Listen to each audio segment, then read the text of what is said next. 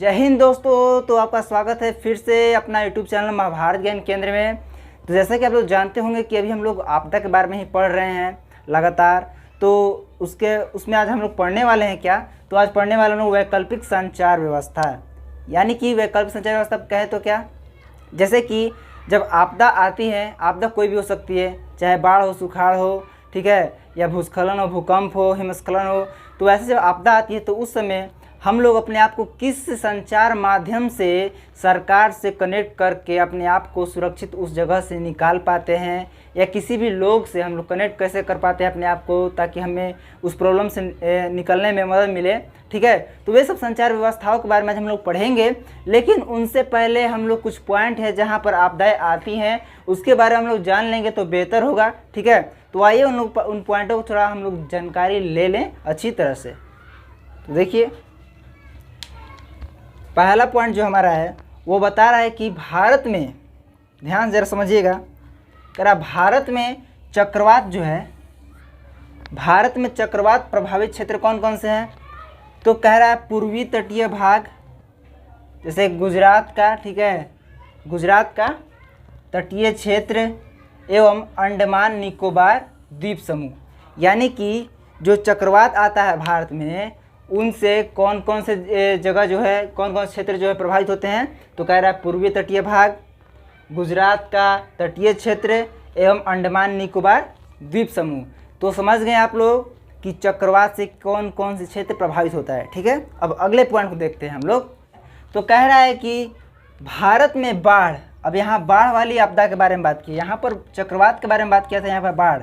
ठीक है, तो कह रहा है कि बाढ़ से बड़ी नदी घाटियाँ, ठीक है, बड़ी नदी घाटियाँ कौन सी, तो गंगा और ब्रह्मपुत्र। जो गंगा की नदी घाटियाँ जो हैं या ब्रह्मपुत्र की नदी जो घाटियाँ हैं वे जो हैं इससे काफ़ी अधिक प्रभावित होती है। ठीक है, काफ़ी अधिक प्रभावित होती है। यानी कि वहाँ पर जो बाढ़ आते हैं उनसे घाटियाँ जो होती है बहुत ज़्यादा जलमग्न हो जाती हैं। ठीक है, तो ये भी दूसरा पॉइंट आपका क्लियर हो चुका है। और तीसरा पॉइंट जो है हमारा, तीसरा पॉइंट कह रहा है कि भारत में 56% भू क्षेत्र, कितना, 56% भू क्षेत्र भूकंप प्रभावित होता है। तो ये भी एक बहुत ही इंपॉर्टेंट पॉइंट है आप लोग के लिए कि भारत में पूछ देगा कि कितने परसेंट जो क्षेत्र होते हैं भूकंप से प्रभावित होते हैं, तो 56%। ठीक, चलते हैं नेक्स्ट पॉइंट की ओर। नेक्स्ट पॉइंट है हमारा, कह रहा है कि भारत में 16 राज्यों, ठीक है, ध्यान देखिएगा, भारत में 16 राज्यों में के 16% भाग, यानी कि 16 राज्य हैं तो उसका 16% भाग जो है, 16 राज्यों के जब पूरा भाग को लिया जाए और उसको 16% किया जाए तो उतना परसेंट जो भाग है सूखा के चपेट में आता है। समझ गए, 16%, यानी कि इसका 84% भाग केवल ही ठीक रहता है और 16% जो भाग होता है 16 राज्यों का सूखा में व्यतीत होता है, यानी सूखा वहाँ पर होता है। ठीक है, नेक्स्ट पॉइंट देखते हैं। नेक्स्ट पॉइंट कह रहा है कि भारत में भूस्खलन एवं हिमस्खलन दोनों हिमालय क्षेत्र एवं पश्चिमी क्षेत्र में, पश्चिमी क्षेत्र घाटी में अधिक होते हैं। समझ रहे बात को क्या कर रहा है, कर भारत में जो भूस्खलन होते हैं ये भी एक अलग आपदा है, भूस्खलन हिमस्खलन।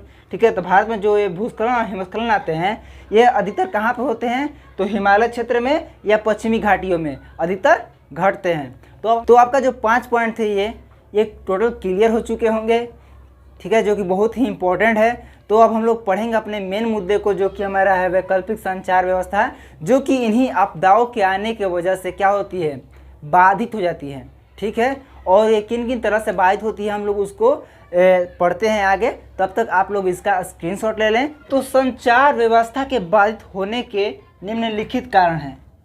कह रहा है कि जो संचार व्यवस्था में जो बाधा उत्पन्न होती है उसके बाधा उत्पन्न होने के जो कारण हैं वो कौन कौन से हैं। एक तो जो आपदा आती है वे, लेकिन और क्या कारण हो सकती है, तो आपदा की वजह से जो है तो उनके बारे में देखते हैं। तो ये है हमारा पहला पॉइंट जो है कह रहा है कि केबल टूट जाना, यानी कि केबल टूट जाता है जिसकी वजह से हमारा जो है संचार व्यवस्था क्या होती है, कमज़ोर रहती है। ठीक, दूसरा पॉइंट क्या कह रहा है, बिजली आपूर्ति का बाधित होना, यानी कि जो बिजली हमें मिल रही थी और वो बिजली का न मिलना, यानी कि बिजली मिलने में हमें बाधा उत्पन्न होना। ठीक है, बिजली के बाद टूट जाएंगे तो बाधा तो होगी उत्पन्न। ठीक, तीसरा पॉइंट क्या कर रहा है, संचार भवनों को ध्वस्त होने पर संचार यंत्रों का क्षतिग्रस्त होना। जाहिर सी बात है कि आपके भवन के नज़दीक जो भी संचार माध्यम है, ठीक है, या आपके भवन से दूर भी हो, दूसरे भवन तो नज़दीक होंगे, ठीक है, यदि वो ध्वस्त होते हैं तो उनके वजह से क्या होंगे, उनके आसपास जो संचार माध्यम होंगे, संचार यंत्र होंगे, वे सब क्या होंगे, नष्ट हो जाएंगे, जिनकी वजह से आपके क्या होंगे, संचार में बाधा उत्पन्न होगी। समझ रहे हैं बात को? तो ये भी आपका क्लियर हो चुका है। कह रहा है कि ट्रांसमिशन टावर का क्षतिग्रस्त हो जाना है। इसका मतलब कि यदि जो जैसे कि सपोज दैट कोई होलसेलर दुकानदार होता है, समझ रहे बात को, जहाँ से हम लोग खरीद कर और अपने छोटे छोटे दुकानों में वहाँ से सामानों को बेचते हैं लाकर, तो उसी प्रकार से एक ट्रांसमिशन टावर होता है जहाँ से बहुत सारे यंत्रों को कंट्रोल किया जाता है, या फिर जहाँ से नेटवर्क जुड़े होते हैं, जिससे हम लोग क्या करते हैं, कम्युनिकेट कर पाते हैं एक दूसरों को, ठीक है। तो यदि वे टावर जो हैं क्षतिग्रस्त हो जाएंगे तो समझ सकते हैं कि आप लोग कितनी कम्युनिकेट करने में लोगों से, या फिर देश के किसी भी लोगों से या फिर सरकार से कितनी बड़ी प्रॉब्लम हो सकती है, ठीक है। तो ये सब जो पॉइंट थी, ठीक है, एक संचार व्यवस्था में जो बाधा आती है उनको दर्शाती है। तो आई होप कि आप लोगों को क्लियर हो चुका होगा कि ये पॉइंट कौन कौन सी है और कौन कौन सी बाधा उत्पन्न होती है जब आपदाएं आती हैं। तो ठीक, तो अब मैं एक बताता हूँ घटना के बारे में, जो कि 2 अगस्त 2008 में नेपाल के कोसी बांध का क्या हुआ था, टूट गया था कोसी बांध, और जिसकी वजह से क्या हुआ कि उत्तर बिहार में जो कोसी नदी थी, वहाँ पर कोसी क्षेत्र था, वहाँ पर जो वो पूरा बाढ़ से क्षतिग्रस्त हो गया था, जिसके वजह से वहाँ पर जो ये संचार माध्यम थी वो पूरी तरह से क्षतिग्रस्त हो गई थी। इस प्रकार इस कदर क्षतिग्रस्त हो गई थी कि वहाँ के जो जिले थे उनसे संपर्क नहीं हो पा रहे थे, या फिर वहाँ के राज्य थे उनसे भी क्या हो रहा था कि संपर्क नहीं हो पा रहा था, कम्युनिकेशन नहीं जुट पा रहा था, जिसके वजह से, ठीक है, बहुत प्रॉब्लम वहाँ पर क्रिएट हुई थी, बहुत लोगों की जान माल की क्षति हुई थी। करीब वहाँ पर 16 जिले और 92 प्रखंड और बोले तो 1598 गाँव का थे, उससे प्रभावित हो गए थे। किन से प्रभावित हो गए थे? जो वहाँ पर बाढ़ आया था कोसी नदी में, ठीक है। कितने? 16 जिले, 92 प्रखंड और 1598 गाँव क्या थे, वहाँ पर प्रभावित हो चुके थे। और बात करें कि कितने लोग बेघर हो गए थे, तो 27 लाख, समझ रहे हैं, 27 लाख लोग बेघर हो गए थे। एक लोग अगर बेघर हो जाते हैं तो कैसा महसूस होता होगा। यदि आप कभी कल्पना करेंगे तो आपको पता चल सकता है, कल्पना केवल कीजिएगा तो आपको मालूम हो सकता है कि आप बेघर हो जाएंगे तो क्या होगा।